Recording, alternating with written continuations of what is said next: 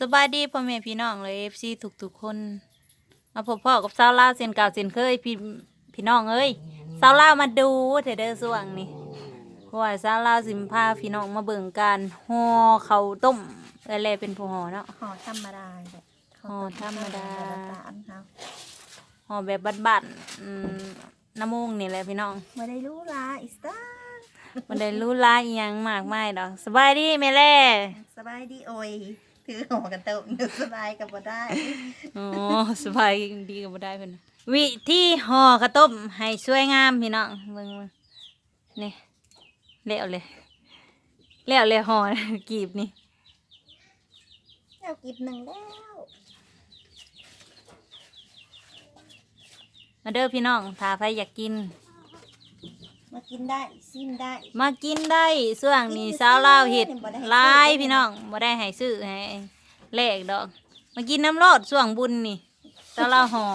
แหมสาวลาวห่อเพิ่นน่ะแต่ละบ่แม่นเล่ห่อพี่น้องสาวลาวเป็นผู้นั่งเบิ่งสาวลาวสิห่อบ่งามเพราะปานใดดอกพี่น้องต้องห่อข้าวต้มต้องเอากล้วยลงก่อนขั้นตอนที่หนึ่งขั้นตอนที่หนึ่งต้องเอาใบตองวาง2 สั้นขั้นตอนที่สองคือเอา ไป กล้วย ตอง วาง ใน ล ห่อง ใบเดียวถามโบราณว่าเกิดสั้นหนาสิพวกมีผีมีหนองเลยพี่น้อง เออต้องห่อสองตอง ต้องห่อ2 สั้นได้แหละกันเขาวซื้อนั่นแหละพี่น้องไอ้คะแนนค่ะใส่ข้าวกล้ำบ่แม่นอันน่ะดอกพี่น้องบ่แม่นในหมากอันน่ะดอกบ่แม่นในหมากถั่วข้าวกล้ำพี่น้องอันเนี้ยข้าวกล้ำกับข้าว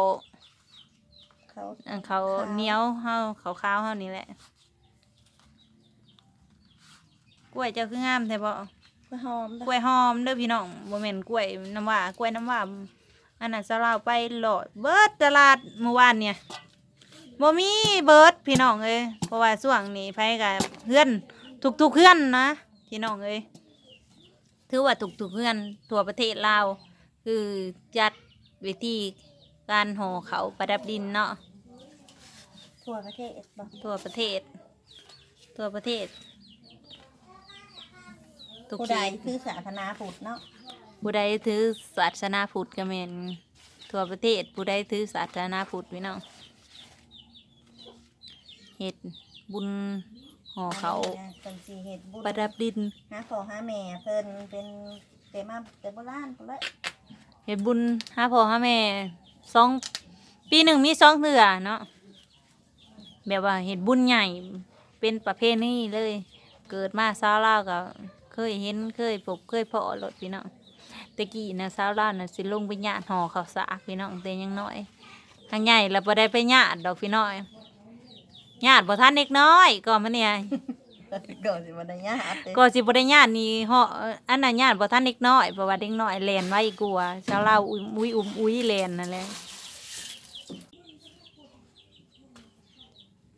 เพราะว่าเวลาห่อแล้วมันสิงามได้แลห่องามพี่น้อง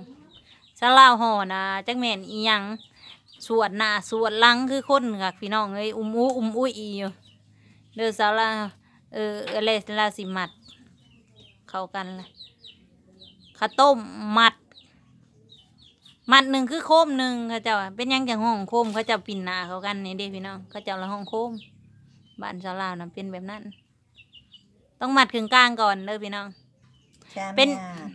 มัด3 หยานเด้อพี่น้องมัดข้าวต้มนี่มัดหยานเดียว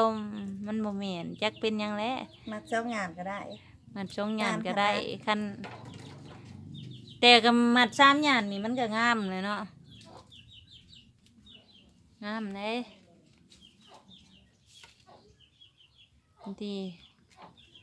ได้แล้ว1 โคมพี่น้อง ใหญ่ที่สุดห่อข้าวต้มเลยแบบกินอิ่มโลด แบบกีบ1 โคม 1แล้วเนาะบ่ว่ากีบเนาะโคม 1อิ่มเอเล่เลิศ บะหมี่อันน่ะ งามสวยงามตามท้องเหลืองพี่น้องเอ้ยนี่งามกระตุ่มเล่ เตรียมเอา คืบหนึ่งพี่น้อง คืบ 1น้องวีก็มาอันนั้น สบายดีพี่น้องมาเด้อ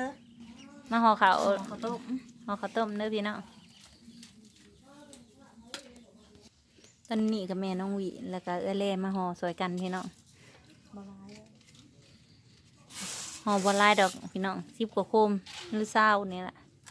ประมาณนั้นแหละ ประมาณนี้แหละพี่น้อง คือหอมลายจะหาซิปจะหาซิป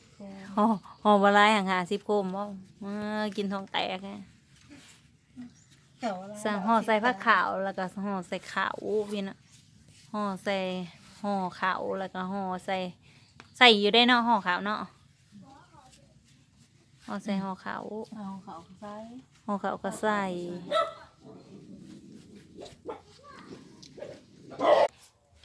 กำลังได้4 โคมแล้วพี่น้องแรกได้3แรกได้3 โคม2ห้องได้โคมหนึ่งพี่น้อง2ห้องเจ้าบ่ซ้อนห่อข้าวต้มดิ บ่หอเก่งบ่ได้ ห่อบ่เก่ง บางทีก็งาม บางทีก็กินไล่บางทีก็งามห่อกระต้ม แต่หัวเนาะจะออกนี่คันมันข้าวกล้วยเอาไว้เขาเอาไปทำไปเอากล้วยใหม่เนาะ อืมห่อข้าวต้มพี่น้องเลยเตรียมลงใส่บาตรใส่ผ้าขาวจังอีหยังอีหยาเลยพี่น้องเลยถ้างานบุญอยู่เมืองลาวนี่ถ้ามีบุญมีศีลนี่ต้องมีข้าวต้มพี่น้อง กับขนม ข้าวต้มกับขนมนี่บ่ได้ขาดงานดองก็มีถ้าจัดงานนี่มันสิเป็น ใส่ผักหวาน ผูกแขนกับมีอิหยังก็มีข้าวต้ม ข้าวต้มนะมีเบิด ขู่งาน มีเบิดขู่งานเนาะก็แม่นอยู่คันว่างานผูกคอต่อแขนก็มีข้าวต้ม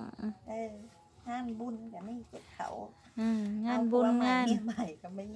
มีตลอด งานบุญงานบวช มีบัดขู่งานอันห่อข้าวต้มเขาจะเอาผ้าห่อ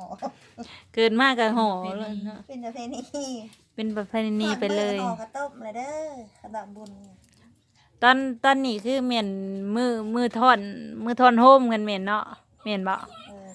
มือโฮมหัวบ้านเนาะกันเมียน มือตามือเกียมแม่มือเห็ด กันเมียนบุญกับบ้านมือโฮมหัวบ้านมือ มื นี่ อทอดทาน มือทอดทาน คือใส่บาตรหยาดน้ำ คือทอดทานแหละ สังฆทานผ้าขาวสังฆทานอีหยังกับมืออื่นในมืออื่นนี่แหละพี่น้องเตรียมลงไปใส่บาตรน้ำซาวลาวรถพี่น้องเลยซาวลาวสิพาลงไปใส่บาตรหยาดน้ำ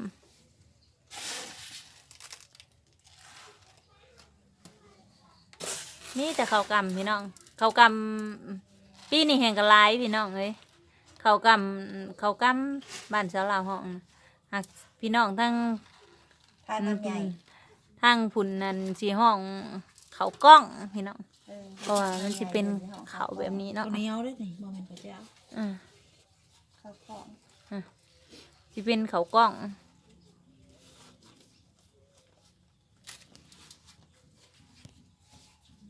เห็ดมาเลยเนาะ เสียงเทศอยู่บ้านนาคองไผ่แม่นบ่ดังเฮายังบ่ได้เข้าไปเบิ่งเลย ข้าวผัดใหญ่ เพราะใหญ่ใหญ่อีหลีเดี๋ยวสิไปเยี่ยมยาม3 แพทย์จังสิเข้าไปเบิ่งบ้านนี้บ่เคยเห็น เคยได้ยินปีนี้แหละมาได้ยินอยู่อันนั้นเสียงอ้องอ่องของเพิ่นมาได้ช่วงข้างใต้เพิ่นอยู่โน่นหินแห่วัดน่ะอันนี้สิเป็นใบตองห่อข้าวต้มสิช่วงยาวๆแน่พี่น้องถ้าช่วงสั้นห่อข้าวต้มบ่ได้บ่วิดหัววิดหางของเงินแรกคือเคี้ยวกับเหลืองว่ะโคมนี่ ต้อง เป็นน้ำตองตองเคี้ยวกับตองเหลืองพี่น้องเลยก็แรกห่อก็ต้มงามได้พี่น้องเลยเป็นตะกินห่องามกับพี่น้องเลยอยากกินผัดวะห่อขี้ไล่ตุปุตตุปิดกับโอ้ยจักไฟห่อผัดวะขี้ไล่แต่บุอยากนะผัดวะ ย่านบางคนมาเห็นห่อก็จะบู๊ดโหต้มหมัดใหญ่ฮะ เรียกจังสิกินเบิดวะ หมอดนี่มันมากหมอดห้องอากินอิ่มบักเกกับมาห่อใหญ่นะ แต่เขายังน้อยห่อให้ค่ะ เออ กินอิ่มโดดเกของออนะบุกดัน ห่อกระต้มห่อโคมใหญ่เป็นไรวะกินอิ่มวะ ค่ะ พี่น้องเอ้ย ห่อข้าวต้มกล้วยหอม บางคนก็ว่า โอ้ย เป็นน้ำนะห่อข้าวต้มใส่กล้วยหอม บางคนก็ว่า มันจะเป็นบ่เป็นบ่ แซ่บอ่ะพี่น้องเอ้ยถาเบิ่งนี่เลยสาวลาวพิสูจน์เองแหละมื้อนี้สิแซ่บหรือนัวก็อยู่น้ำสาวลาวนี่แหละกินน้ำกันพี่น้องแซ่บๆนัวๆถามมาเบิ่งพี่น้อง เบิ่งการห่อข้าวต้มสิเป็นแนวใดนี่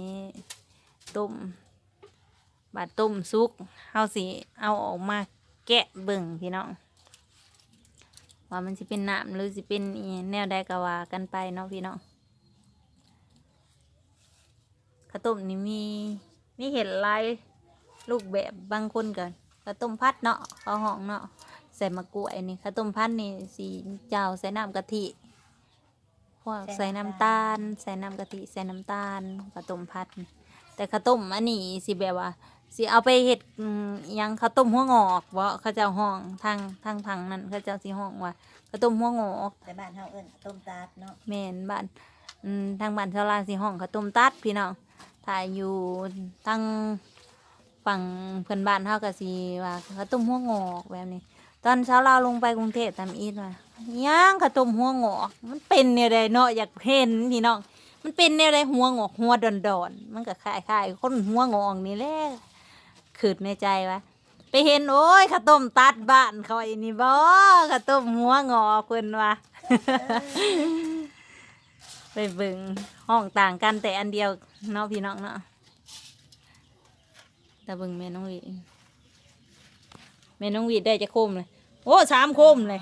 เจ้าคือห่อไว้แท้ ไว้ใด ห่อไว้เนาะ ห่อไว้ โอ้ งาม ห่อไว้ แต่เราสิสั่นกว่าของเอเล่ของเรา งาม แต่ละ ตัวตะมีเก้าไปยังหวะ เออ โอ้งามเลยพี่น้องเราว่างามแต่ตัวทำอิดตัวที่ช่องมากระลาย เราว่าตัวที่ช่องมากระลาย เราบ่สีมือคือไอ้เรา เออ เอาไปสิว่า พี่น้องเอ้ย เอา มาฮอดขั้นตอนการสิต้มแล้วเนาะเป็นห่อเสร็จเป็นทีเยี่ยมห่อแล้วพี่น้อง เตรียมเรียบร้อยอ้าวมาอีกแล้ว อันย้ำมาเบิ่งดูเอาใส่หม้อเสียไปต้มมันสุกเราเปิดให้พี่น้องซิมนั่นเลยเด้อ หน้าตาจะดีกันไหมเนาะ รอเบิ่งอันพี่น้องเตรียมน้องแม่น้องวีสิไปต้มแล้วพี่น้องเอาข้างไปปิดไว้ใส่ใบตอง วันมันสุกจะให้พี่น้องกินน้ำอีก ไปแม่น้องวีเอาไปต้ม ใส่ตา แม่น้องวีสิเอาไปต้มแล้วพี่น้อง